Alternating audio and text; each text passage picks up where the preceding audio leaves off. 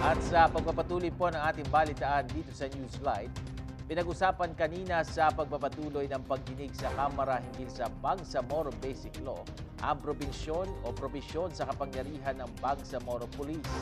Isa ito sa sinasabing sensitibong probisyon sa panukalang batas. Narito ang report ni Rema Peñaflor. Ipinagpatuloy ang pagdinig ng Kamara sa Bangsamoro Basic Law. Tinalakay ang probisyon ng pagbibigay ng kapangyarihan sa magiging Bangsamoro Government at Bangsamoro Police. Isa ito sa mga itinuturo mga sensitibong probisyon sa panukalang batas.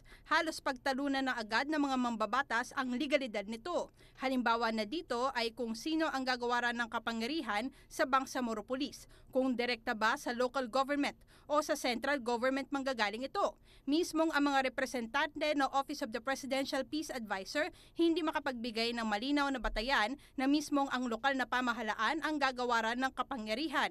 Ngunit nakikita ng mga mambabatas na maaaring lumabag ito sa saligang batas dahil dapat central government ang may hawak sa kapulisan.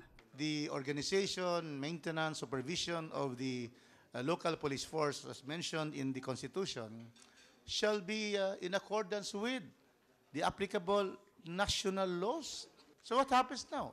Will this bill be clear in case of conflict between the Bangsamoro Chief Minister and the mayor who actually knows what's happening in the area? You will note, Your Honor, that there were certain powers that were kept by the local executives.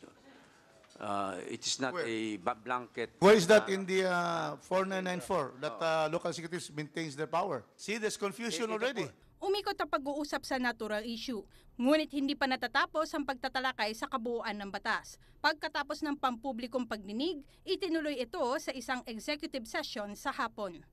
Ito po ang inyong kaibigan, Rema Peñaflor, para sa Newsite.